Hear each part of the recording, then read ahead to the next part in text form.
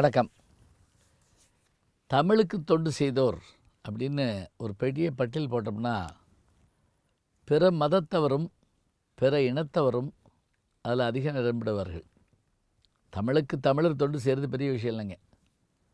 Italy நாட்டிலே பிறந்து கப்பல் மூலமாக தமிழகத்துக்கு வந்து ஏறத்தாழ 32 ஆண்டுகள் இங்கு மதம் பரப்பும் நோக்கிலே வந்திருந்தாலும் கூட தமிழ் மொழியை கற்று 23 தமிழ் நூல்களை எழுதி சதுரகராதி என்ற ஒரு அற்புதமான அகராதியை உருவாக்கி தமிழிலே உரைநடையை உருவாக்கி காட்டிய பெருமையுடையவர் யார் என்று கேட்டால் கான்ஸ்டன்டைன் பெஸ்கி என்ற இயற்பெயரையுடைய வீரமாமுனிவர் தாங்க. 1680ஆம் ஆண்டு இத்தாலியில் பிறந்த இவர் 1710ஆம் ஆண்டு இந்தியா வந்து அடைகிறார். கப்பல் மூலமாக அவர் வர்றாரு. கொஞ்ச நாள் கோவாவில் இருக்கிறார். பிறகு அங்கிருந்து கால்நடையாக மாட்டு வண்டிகளில் அம்பலக்காடு என்கின்ற இடத்துக்கு போகிறார். மதுரையில் வெகுகாலம் அவர் தங்கியிருக்கிறார். அப்படி தங்கியிருந்தபோது அவருக்கு தமிழ் கற்பித்த ஆசிரியர் பெருமக்கள் பலர் இருந்தார்கள்.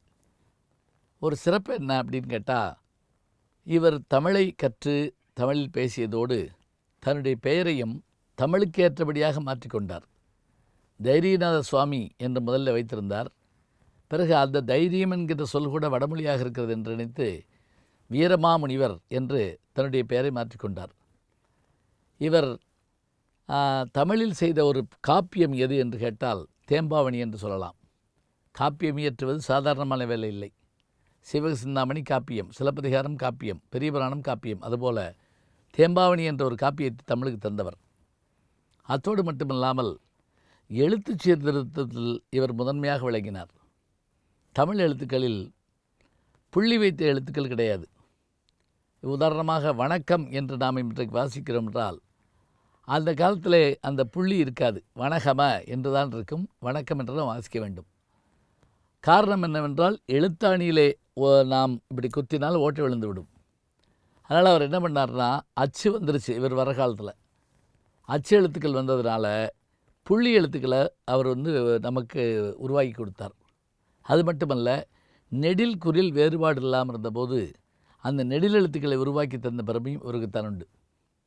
அதற்கு முன்பாக சொல் அகராதிகளை எல்லாம் எப்படி செய்வார்கள் என்றால் நிகண்டு என்ற பெயரில் சொல்வார்கள். அதாவது திவாகர நிகண்டு, பிங்கள நிகண்டு, சூடாமணி நிகண்டு என்ற நிகண்டு சொல் களஞ்சியமாக விளங்கும். ஆனால் அவற்றையெல்லாம் மாற்றி அகராதி என்ற பெயரில் முதல் அகராதியை உருவாக்கிய பெருமை வீரமாமுனிவருக்குத்தான் உண்டு.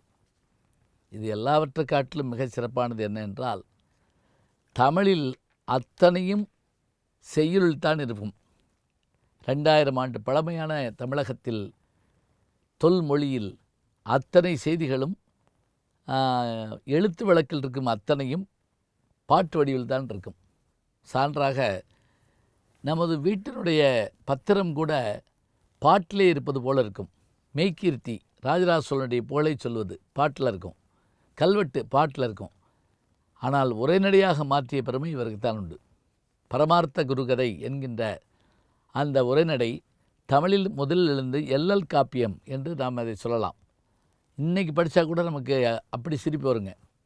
ஒரு குரு குதிரையில் போயிட்டுருப்பார், தலப்பா கட்டியிருப்பார், பின்னாடி மட்டி மடையன் முட்டால் மூடன்னு 7 சீடர் போயிட்டுருப்பாங்க. திடீர்னு குரு தலையில் இருக்கக்கூடிய அந்த உருமா கொப்பில் தட்டி கீழே விழுந்துடும். உடனே ஒருத்தர் பின்னாடி வந்த சீடர்கள்ட்ட கேட்பார், என் தலையில் கட்டிருந்ததை எடுத்தியா அப்படிம்பார். நீளமாக இருக்குமே அதா? ஆமாம். பட்டில் செஞ்சுருப்பீங்களே? ஆமாம். 3 மைலுக்கு அங்கிட்டு கிடக்குது அப்படின்னா ஒருத்தன். ஏன்டா எடுக்கலைன்னு கேட்டார். நீங்கள் பூராத்தியை எடுக்க சொன்னீங்களா அப்படின்னு கேட்டோடனே, இனிமேல் எது கீழே விழுந்தாலும் எடு அப்படின்னு சொன்னார். கொஞ்ச நேரம் கழிச்சு அந்த குதிரை சாணம் போட்டது, அதை ஒரு தள்ளிட்டு வந்துட்டான். இதே எடுத்தேன்னு கேட்டார். எடுக்க வேணான்னு சொன்னீங்களா? அப்போ என்ன செய்யலாம்? இது விழுந்தா எடு, இது விழுந்தா எடுக்காத, இது விழுந்தா எடுக்காத, இது விழுந்தா எடு. ஒரு பட்டியல் கொடுத்தாரு. குதிரை மலை மேலே ஏறிச்சு.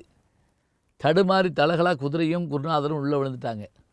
எடுக்க வேண்டிய லிஸ்ட்டில் பார்த்தாங்க, அவர் பேர் இல்லை, அப்படியே போயிட்டாங்க. அதாவது மூடச்சீடர்களும் முட்டாள் குருவும் இருந்தால் எப்படி இருக்கும் என்பது தான் இந்த கதை. இதே போல் அவருடைய பெரிய சிறப்புகள் என்ன என்று கேட்டால், கித்தேரிய மன்னம்மானை என்ற ஒரு அம்மானை பாடல் எழுதியிருக்கார். அதே மாதிரி அவர் வாழ்ந்த பகுதியிலே அவருக்கான கோணாக்குப்பம் என்கிற இடத்திலே அவருடைய திருவுருவ சிலை வைக்கப்பட்டிருக்கிறது. தமிழ் இலக்கிய வரலாற்றில் இத்தாலி தேசத்திலிருந்து தமிழ்நாட்டிற்கு வந்து மதம் பரப்பு வந்த வீரமாமுனிவர் தமிழை கற்று தமிழில் கொடுந்தமிழ் இலக்கணம் என்ற ஒரு இலக்கண நூலையும் தேம்பாவணி என்ற காப்பியத்தையும் சதரகராதி என்கின்ற ஒரு டிக்ஷனரியையும் ஏன் உரைநடையையும் எழுத்து சீர்திருத்தத்தையும் உருவாக்கிய பெருமை இவருக்குத்தான் இருக்கிறது என்று சொன்னால் தமிழ் இலக்கிய வரலாற்றில் மறக்க முடியாத இடத்தை பெற்றிருப்பவர் நம்முடைய வீரமாமுனிவர். ஜி ஞானசம்பந்தன் அப்படிங்கிற இந்த யூடியூப் சேனலில் சப்ஸ்கிரைப் பண்ணுங்கள், நண்பர்களையும் பண்ண சொல்லுங்கள்.